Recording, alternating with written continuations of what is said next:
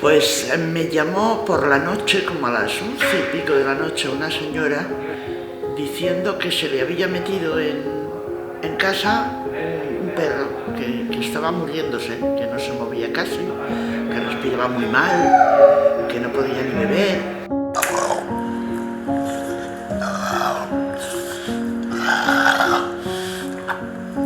Quise darle un paseo, porque no se movía casi de la cuna en la que estaba. Y nada, anduvimos 25 metros o cosas así, y se me cayó muerto.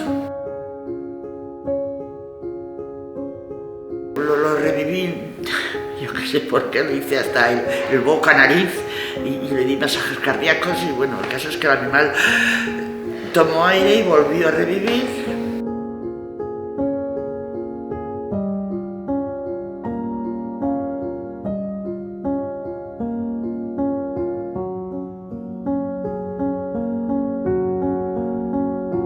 Y entonces llamé a Jorge y le conté lo que me pasaba.